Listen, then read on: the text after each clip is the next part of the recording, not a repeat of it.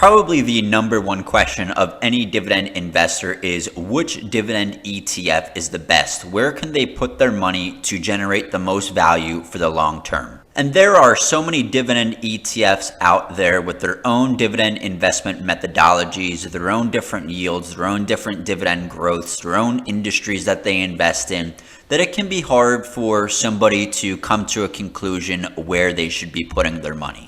So in this video, I'm going to give you all one simple suggestion, and then you can kind of branch out from there. What we're going to have to do is assume that you're only going to want to buy one dividend ETF, and you're not going to be able to invest in any other type of ETF, whether that be a growth ETF or another dividend ETF. So only one dividend ETF. And we're also going to want to assume that you're going to want to hold this ETF for 20 or 30 years or more. So I'm going to be getting into this ETF, and before I do that, if you do enjoy this content, give this video a like. It'll be greatly appreciated. It'll help this video get out there to a wider audience, and also subscribe if you'd like to see more future content. So my number one can't go wrong dividend ETF for the long term is the ETF VIG, the Vanguard Dividend Appreciation ETF. And I'm not just shilling this ETF to you. This ETF is my largest holding at about $39,000. So I'm not just telling you to go about investing in this ETF. I actually invested it myself, and I do believe in it. So let's get into why this ETF is so good. First off, the expense ratio is very low. It offers an expense ratio of only 0.06%, which is very low among dividend ETFs and all ETFs in general. The ETF has a very large number of diverse holdings, sitting at 339 different companies, and it touches on pretty much every sector you can imagine. So number of companies are good, and the industry diversification is great as well. Let's take a quick look at some of these industries. We have information technology as its number one industry holding, followed by financials, healthcare, industrials, and consumer staples. And we also see some other industries in there as well, like consumer discretionary, materials, and utilities. Now, the great thing about this ETF, unlike many other dividend ETFs out there, is that they are underweight on currently growth sectors. So you don't really see that much information technology in those ETFs. This ETF offers that growth potential. And I think by just looking at the top 10 holdings of this ETF, you definitely do see quality. So in the top 10, you see Apple, Microsoft, Broadcom, JP Morgan Chase, ExxonMobil, United Healthcare, Visa, Procter & Gamble, Costco, and MasterCard. So great large companies, and you can definitely see that tech at the top there, that Apple, Microsoft, and Broadcom. But you also see financials like JP Morgan Chase, energy like ExxonMobil, healthcare, and you see like consumer staples through Procter & Gamble, and even somewhat Costco as well. All of these are great quality companies, and their top 10 is even diversified via industry itself. And the ETF is designed to track the S&P US Dividend Growers Index. Now, this index is designed to measure the performance of US companies that have followed a policy of consistently increasing dividends every year for at least 10 consecutive years, and then the index excludes the top 25 highest yielding eligible companies from that index. So what you're getting with this ETF is a group of stocks that has a long track record of increasing their dividends over time for at least 10 years. And then from that list, it excludes the highest yielding stocks. So you're not getting stocks that really pay out extremely high dividends. You're getting stocks of companies that do actually retain some capital for themselves as well. And with that methodology for the past 10 years, you get an ETF that will generally return 9.57% annualized for that period. And the great thing about this investment methodology is that there is somewhat lower volatility than the overall market as well, because dividend paying companies tend to not see as much volatility as the rest of the market, like technology. All right, now to get into another ETF a little bit, because if we're going to describe why VIG is the best, we need to go over why an ETF like SCHD, the Schwab US Dividend Equity ETF, doesn't come in first place why I'm putting VIG ahead. And I do think SCHD is a wonderful ETF on its own. I also own this ETF. It has many great qualities, but there are a few problems with this ETF. So problem number one, this ETF is not as diversified as VIG is. Now, this says it has 103 holdings, but it truly has 100, and the remaining 3 holdings are basically cash-like that they're required to report. So unlike VIG's 300 plus, this only has 100 that are really companies that are invested into. Problem number 2, although some people may not say that this is a problem, but this is very light in growth services. So something like information technology, this is very weak on, and it only holds about 9% of information technology. So you're not really going to see that underlying growth in certain companies. You're going to see more secured kind of companies that have more high dividend yield. So things like financials, healthcare, and consumer staples,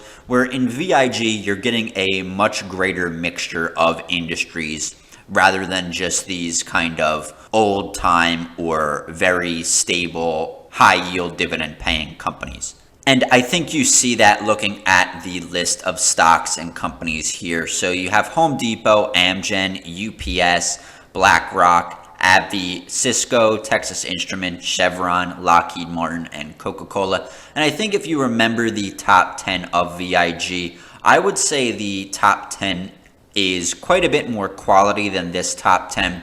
Now, the thing about this ETF is that it constantly rebalances, I think, either every quarter or twice a year to kind of shuffle these holdings up. So I don't want you to necessarily consider these stocks the be-all, end-all, because they're going to change over time. But just keep in the back of your mind that this is not going to include things like Microsoft or Apple at the top, where definitely you'll see that in VIG. And SCHD is designed to track the performance of the Dow Jones US Dividend 100 Index. And overall, this is a good index. It does have a pretty good investment methodology. I'm not going to get into it too much, but over the past 10 years, the annualized price return that this ETF has provided was 7.74%. And that's pretty good, but if you remember the price return of the S&P US Dividend Growers Index over the past 10 years annualized was 9.57%.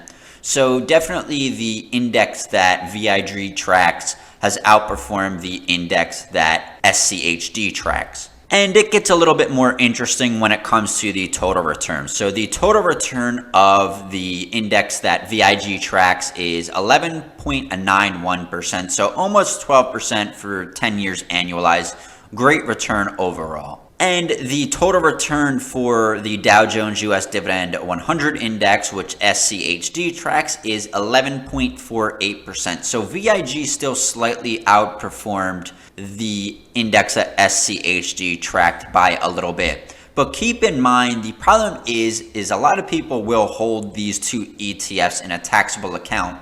And with SCHD's dividend yield, you're going to be paying a little bit more in that tax every year, which is going to drag that return down. If you're holding it in a non-taxable account, like an IRA or something of the sort, it wouldn't be as concerning to you. And each of these ETFs will perform slightly in line with each other, with VIG slightly coming out ahead over the past 10 years annualized. And let's do a little bit of a back test. This is going to go back 10 years. Portfolio Visualizer has limited its back test length to about 10 years for the free accounts. I'm not going to pay for an account, so we got 10 years to work with. So anyway, you see that for the most part, VIG and SCHD had been neck and neck, and there were certainly periods where SCHD was the better performing asset of the two for some time there. So if you're going to say that there are times where SCHD may be better in the markets, of course, I can't disagree with you at all. The thing is, though, is that VIG mostly wins on all the other metrics. So annualized return of VIG, 11.1%, and SCHD at 10.8%, so it slightly beats out on annualized return. Standard deviation, a measure of volatility, 13.9% compared to SCHD's 15%. So basically with VIG, you're going to see a bit less volatility than with SCHD, and then drawdown a 20.2% for VIG,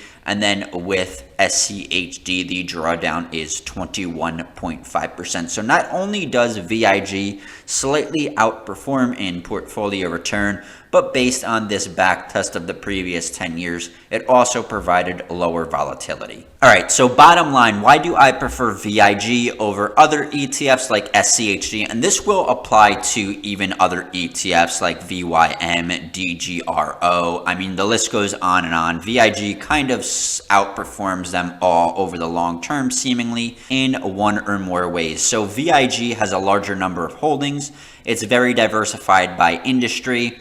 It provides a higher total return compared to many of these ETFs. It offers lower volatility. And I think for the most part, for long-term investors, you want to be involved in every single segment of the market, including growth, and VIG really does that well. So I think VIG is the #1 ETF for the long term, and I definitely think that that is why it is the #1 ETF for dividends based on assets under management. And again, that list of ETFs that I said before, VIG pretty much will outperform all of them over the long term. There, again, are going to be some segments of the market environments where VIG, as I showed in the back test, may underperform for a period of time, but I think that VIG is good in all market conditions for 30 years. Remember, everybody, if you did enjoy this content, I'd greatly appreciate it if you give this video a like to get this content out there to a wider audience, and also subscribe for future content, and I'll see you all in the next video.